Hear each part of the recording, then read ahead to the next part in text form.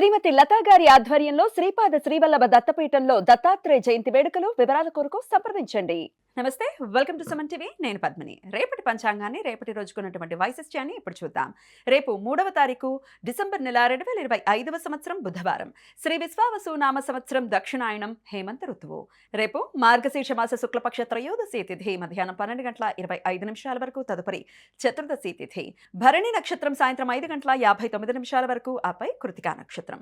పరిగ యోగం సాయంత్రం 4:57 వరకు, తదుపరి శివం యోగం. తైతల కరణం మధ్యాహ్నం 12:25 వరకు, గరజ కరణం రాత్రి 10:33 వరకు ఉంటాయి. సూర్యుడు వృశ్చిక రాశి జ్యేష్ఠ నక్షత్రం 1వ పాదంలో సంచరిస్తున్నాడు.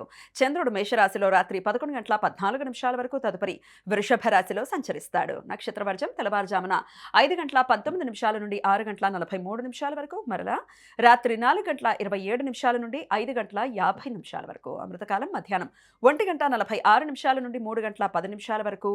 రేపు సూర్యోదయం ఉదయం 6:31, సూర్యాస్తమయం సాయంత్రం 5:41, చంద్రోదయం సాయంత్రం 4 గంటలకు, చంద్రాస్తమయం ఎల్లుండి ఉదయం 5:36. అభిజిత్ ముహూర్తం లేదు. దుర్ముహూర్తం పగలు 11:44 నుండి మధ్యాహ్నం 12:28 వరకు. రాహుకాలం మధ్యాహ్నం 12:06 నుండి 1:30 వరకు. గుళిక కాలం ఉదయం 10:42 నుండి 12:06 వరకు. యమగండం ఉదయం 7:55 నుండి 9:19 వరకు. కన్నడ సాంప్రదాయం ప్రకారం రేపు హనుమత్ జయంతి. రేపు పాషాండ చతుర్దశి వ్రతాన్ని ఆచరిస్తారు. భక్తులు రేపు గౌరీదేవి పూజ చేసి వేద బ్రాహ్మణులకు రాతి ఉప్పును దానం చేస్తారు. ఈ వ్రతం ఆచరించటం వలన కుటుంబంలో ఎదురవుతున్న పిశాచ బాధలు తొలగిపోతాయని నమ్మకం.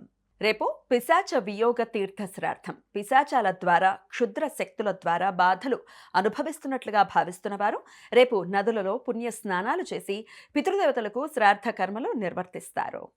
బుధవారం కృతికా నక్షత్ర కలయిక ఉండటం వలన సర్వార్థ సిద్ధి యోగం రేపు సాయంత్రం 5:59 నుండి ఎల్లుండి సూర్యోదయం వరకు ఉంటుంది. ఈ సమయంలో నూతన వ్యాపార ప్రయత్నాలు చేయడానికి, కొత్త పనులు మొదలు పెట్టడానికి అనుకూలం. ఏకార్కడ దోషం మొన్న రాత్రి 1:14 నుండి రేపు సాయంత్రం 4:57 మధ్యకాలంలో ఏర్పడుతుంది. పరిఘ యోగం జరుగుతున్న సమయంలో రవిగ్రహం జ్యేష్ఠ నక్షత్రంలోనూ, చంద్రుడు భరణి నక్షత్రంలోనూ ఉన్నప్పుడు ఈ దోషం ఏర్పడుతుంది. ఈ దోష సమయంలో శుభకార్యాలు చేయడానికి అనుకూలం కాదు. బుధ పంచశలాక వేధ రేపు రాత్రి 11:14 నుండి 4:28 మధ్యకాలంలో ఏర్పడుతుంది. బుధగ్రహం విశాఖ నక్షత్రం 3వ పాదంలో సంచరించే సమయంలో చంద్రుడు కృతికా నక్షత్రం 2వ పాదంలో ఉన్నప్పుడు ఈ వేధ ఏర్పడుతుంది. ఈ వేధ సమయంలో శుభకార్యాలు చేయడానికి అనుకూలం కాదు. ఈ సమాచారాన్ని మనకు అందించిన వారు మేడికొండూరు విశ్వనాథ్ ప్రసాద్ గారు. ఆయనకు కృతజ్ఞతలు తెలియజేస్తూ హనుమాన్ స్మరణతో సమస్త సన్మంగళాని భవంతు. నమస్కారం.